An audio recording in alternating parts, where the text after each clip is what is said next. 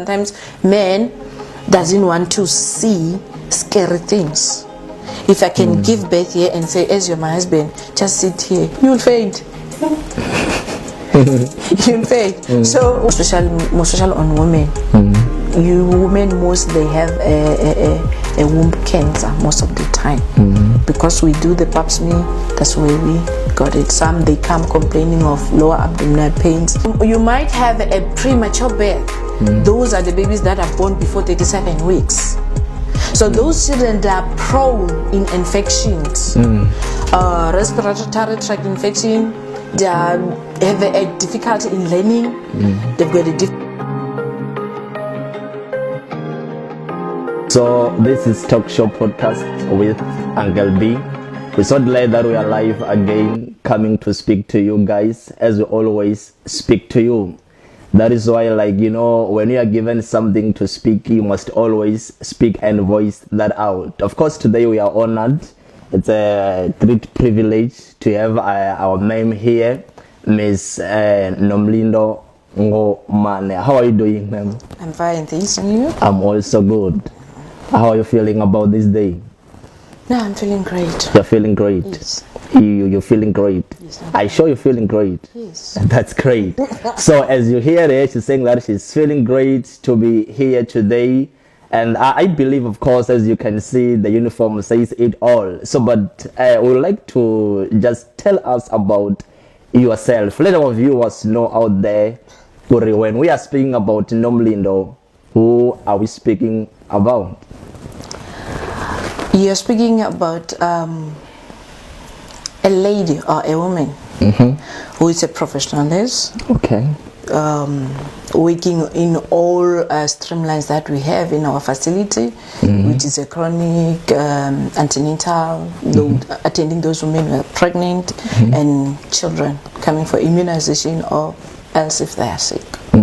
Yes. Okay. So you are a profession in nursing? Yes. Oh, okay. And then your duty there, I heard you explaining that you are attending people who are pregnancy, stuff like that.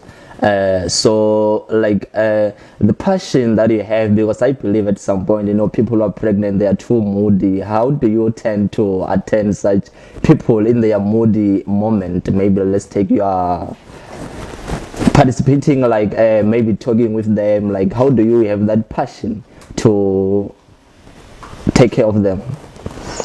Always a pregnant woman, it always has mood swings.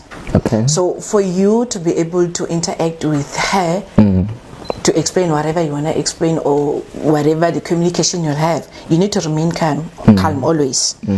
However, she can be present with the signs of being angry or not to understand. You need to be calm and continue to explain what you want to tell her. That you must, you need to give the information, no matter how angry she is. Oh, yes. You still emphasize the information that you have.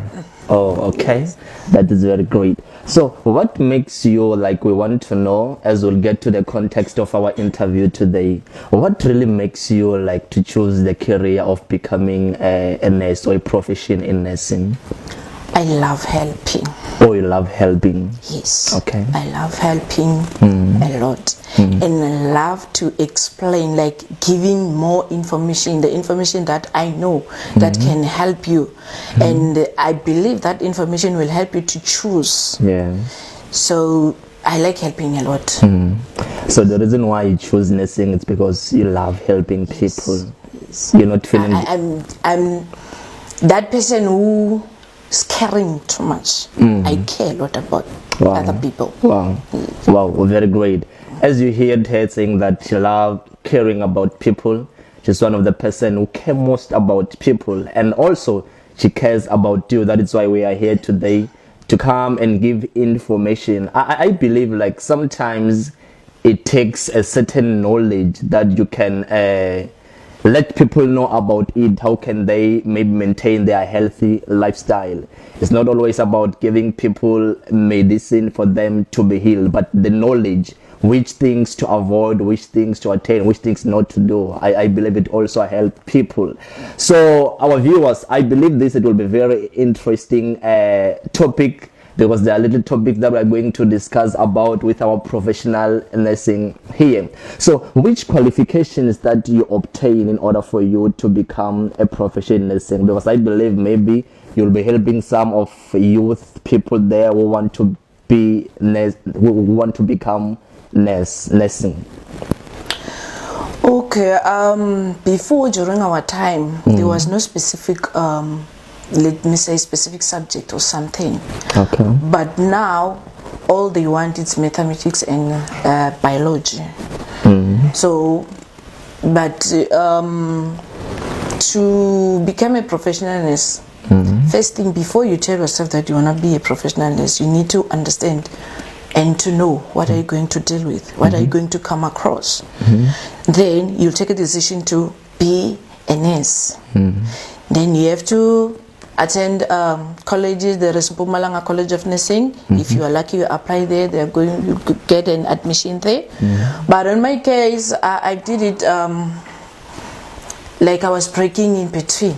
1 year going to work, another year I'm going to work.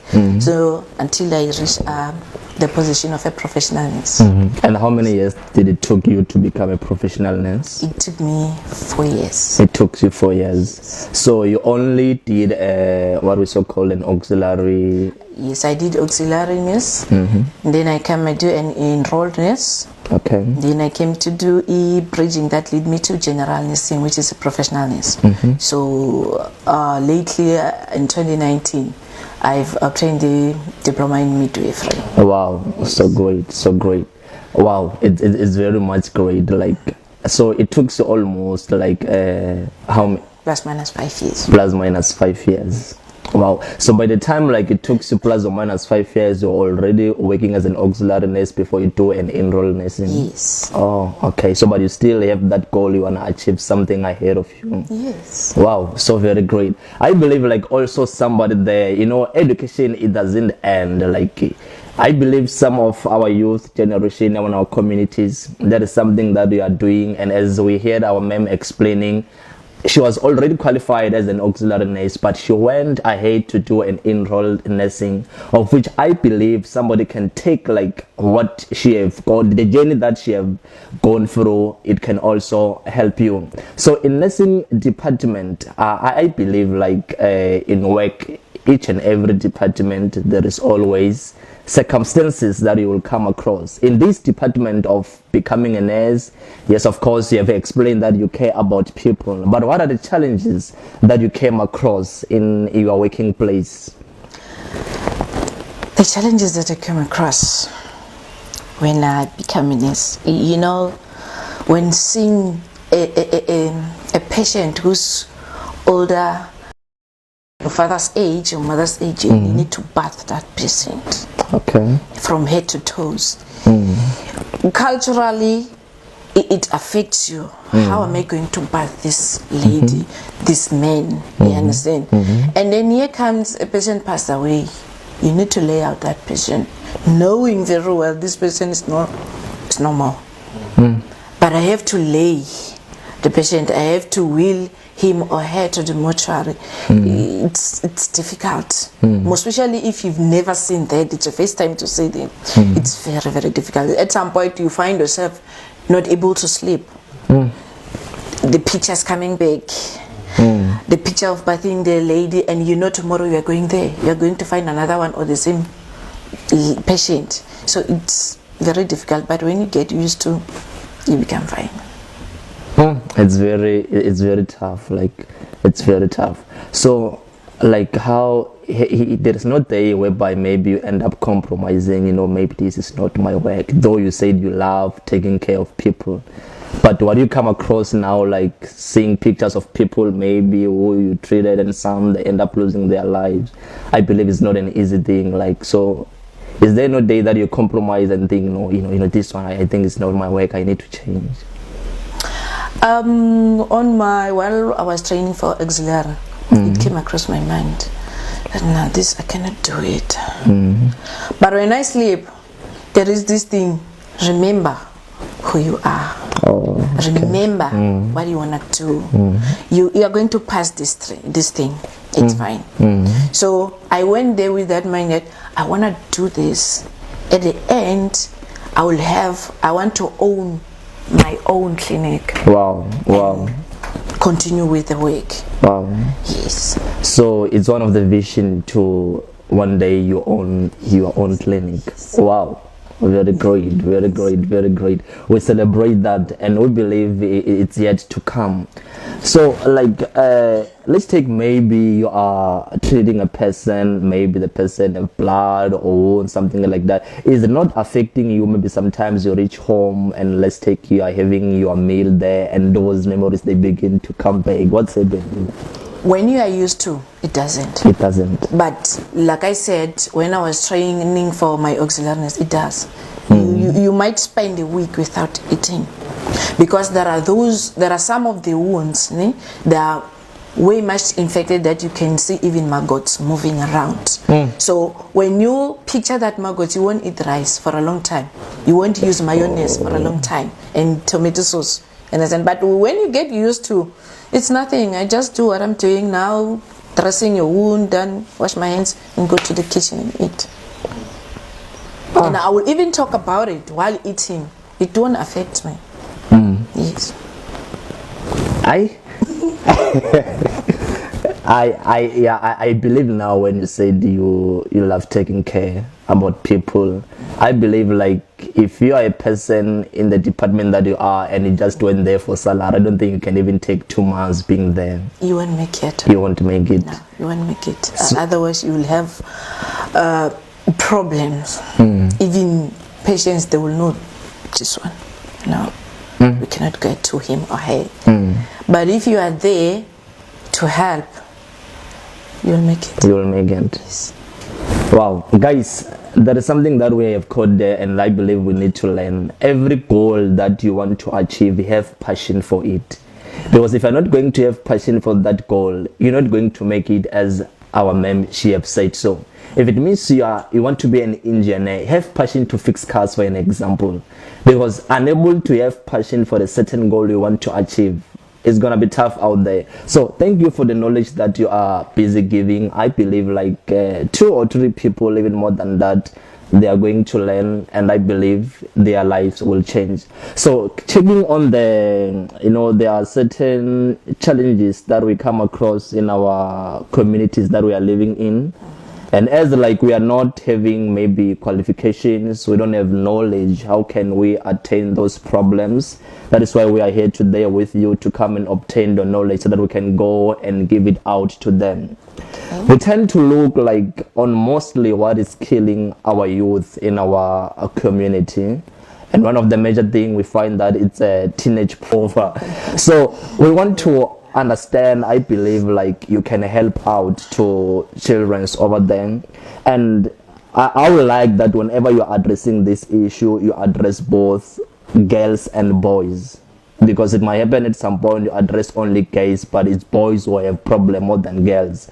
So which word of knowledge, like, or which advice can you give? How can we run out of teenage pregnancy in our generation, as it's killing most youth future? Okay. The knowledge that we can give, or let me say the cause of the teenage pregnancy, it caused by lack of knowledge, peer pressure, poverty. These things, it makes the young girls to, let's talk about lack of knowledge. We as the community, we need to go out and give them the knowledge about their sexuality. What's going to happen when you start being on periods? What will happen if you engage yourself sexually? Then what will happen if you're pregnant? After being pregnant, what is going to happen? What is going to happen to you health wise? We need to go out and give the information, because we cannot say we'll give them the information when they come to the facility. The time is limited.